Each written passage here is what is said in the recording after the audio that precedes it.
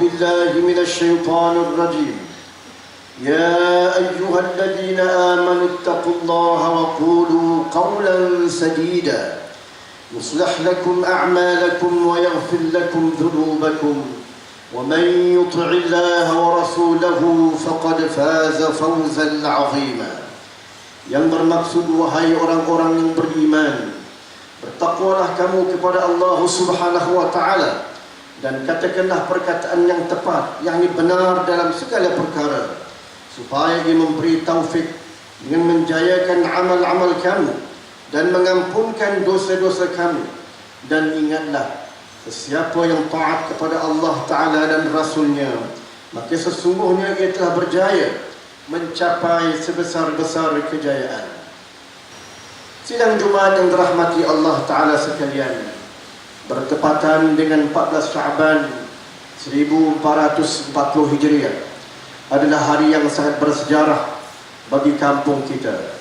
Inilah julung-julung kalinya program skala besar ini dilaksanakan di kampung ini, yang melibatkan segenap lapisan masyarakat. Ia seolah-olah hari raya buat kita di kampung ini, dan keseronokannya sangat luar biasa. Kita akan mengadakan Festival Hall Tok Pulau Manis atau Syekh Abdul Malik bin Abdullah. Moga Allah Subhanahu wa Ta'ala merahmati al-marhum. Karnival yang bermula hari ini, Jumaat 13 Sya'ban 1440 Hijriah, dan akan berakhir esok Sabtu yang merupakan malam kemuncak kepada festival ini. Muslimin sidang Jumaat yang diberkati Allah Ta'ala sekalian, moyang kita Tok Pulau Manis merupakan salah seorang ulama alam Melayu yang masyhur. Seperti mana tradisi kebanyakan ulama alam Melayu zaman silam, beliau menguasai ilmu syariat dan ilmu hakikat. Bukan itu sahaja, beliau juga adalah seorang ulama yang telah mengasaskan sistem pendidikan pondok yang terawal di negeri Terengganu, dan seorang mursyid yang begitu mengambil berat tentang hal ehwal politik di waktu itu. Adalah diriwayatkan bahawa beliau merupakan salah seorang penasihat kepada ke bawah duli Yang Maha Mulia Sultan Terengganu ketika itu, iaitu almarhum Sultan Zaid Al-Abidin yang pertama. Dilahirkan di dalam keluarga yang saleh, moyang menimba ilmu daripada ayahandanya sendiri, kemudian melanjutkan pelajarannya di bawah bimbingan Syekh Abdul Rauf Singkil di Aceh sebelum menyambungnya ke Mekah.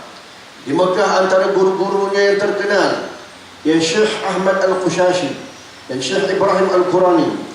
Beliau menghembuskan nafas yang terakhir pada pagi Jumaat 1149 Hijriah bersamaan dengan 1736 Masehi. Di antara pusaka peninggalan moyang kita kepada kita semua ialah kitab Syarah Hikam Ibn Athaillah, kitab Naqal dan lain-lain. Sidang Jumaat yang dikasihi Allah Ta'ala sekalian, kita mengadakan Festival Hall Tok Pulau Manis adalah untuk mengenang nikmat Allah Subhanahu wa Ta'ala kepada kita semua, dengan dilahirkan di kalangan kita seorang ulama yang bertaraf aulia. Majlis hall ini majlis bagi memperingati seorang tokoh yang biasanya diadakan pada setiap tahun bertepatan dengan tarikh kewafatan tokoh tersebut. Ia diadakan dalam rangka memperingati jasa seorang tokoh terhadap agama, bangsa dan tanah air. Lantaran itu, diharapkan nilai-nilai tersebut dapat dihayati dalam kehidupan kita, agar umat ini kembali bangkit sebagai umatan wasata yang menjadi kebanggaan Allah Subhanahu wa Ta'ala dan Rasulnya. Penganjuran haul dalam memperingati tokoh dari kalangan ulama, pemimpin dan pahlawan sebenarnya berpedomankan sirah Rasulullah SAW dan para khalifah selepas baginda. Antaranya hadis yang diriwayatkan oleh Al-Waqid yang menyebut bahawa Rasulullah SAW berziarah ke makam syuhada Uhud pada setiap tahun. Begitu juga para khalifah selepas baginda, itu Sayyidina Umar, Sayyidina Abu Bakar As-Siddiq, Sayyidina Umar Al-Khattab dan Sayyidina Uthman Al-Affan radhiyallahu anhum. Sidang Jumaat yang dimuliakan Allah Subhanahu wa Ta'ala sekalian, tujuan kita mengadakan festival ini bukan untuk memperingati dan mencintai Tok Pulau Manis atas jasa dan perjuangannya semata-mata, tetapi apa yang lebih penting adalah untuk yang pertama, untuk mewujudkan cinta dan kesatuan kekeluargaan Tok Pulau Manis, baik daripada kalangan keturunan nasab, ilmu, amalan dan para pecinta.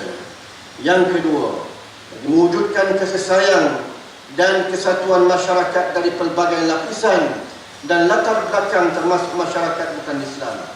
Apatah lagi masyarakat Melayu Islam di kampung Pulau Manis memang terkenal mempunyai hubungan yang sangat akrab dengan masyarakat Cina, khususnya di kampung Jeruk. Yang ketiga, untuk mewujudkan kasih sayang di kalangan ulama dan pemimpin dari kalangan pelbagai latar belakang.